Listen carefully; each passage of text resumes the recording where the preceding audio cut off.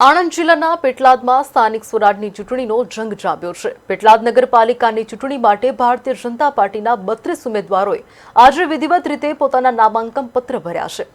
Form ભરતા પૂર્વે તમામ ઉમેદવારોએ ઐતિહાસિક રણછોડજી મંદિરના આશીર્વાદ લીધા હતા અને ત્યારબાદ ઢોલ નગારાના તાલે ભવ્ય રેલી સ્વરૂપે કચેરીએ પહોંચ્યા હતા।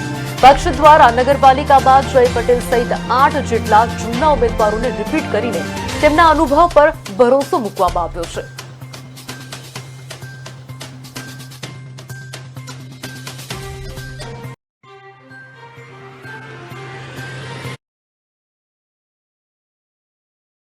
जी प्रदीप भाई, भारतीय जनता पार्टी अपने जिला पंचायत फरी रिपीट કર્યા છે, ફોર્મ ભર્યું, શું કહેશો?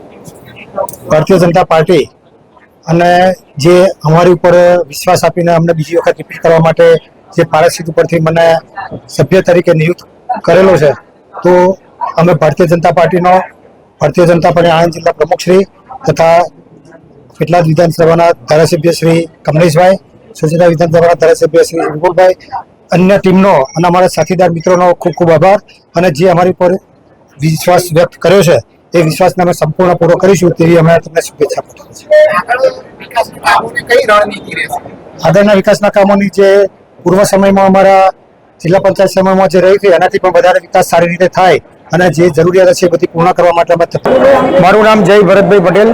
મારો પરિચય તો ગત ટર્મમાં હું પેટલાદ નગરપાલિકા પેટલાદનો કાઉન્સિલર હતો અને આ વખતે પણ ભારતીય જનતા પાર્ટી આણંદ જિલ્લા દ્વારા જિલ્લાના પ્રમુખ માન્ય સંજયભાઈ પટેલ દ્વારા સાથે જ અમારા ધારાસભ્ય અને રાજ્ય કક્ષાના મંત્રી કમલેશભાઈ પટેલ સાથે સાંસદ મિતેશભાઈ અને સમગ્ર જિલ્લા સંગઠન દ્વારા મારા ઉપર વિશ્વાસ મૂકી ફરી એક વખત વોર્ડ નંબર 3માંથી મને ઉમેદવારી કરવાની ભારતીય જનતા પાર્ટીએ તક આપી છે। સાથે સાથે આના થકી સમગ્ર પેટલાદ નગરના વિકાસ કરવા માટે પણ મને ખૂબ સારો અવસર આપ્યો છે।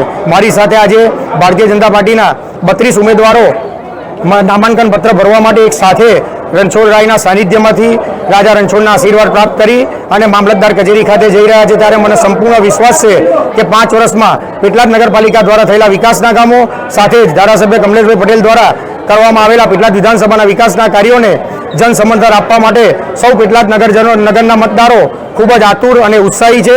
32 કમર જંગી બહુમતીથી પેટલાદ નગરપાલિકામાં ખીલવાના છે અને ફરી એક વખત પેટલાદ નગરપાલિકામાં ભગવો લહેરાવવાનો છે। ભારત માતા કી જય, વંદે માતરમ।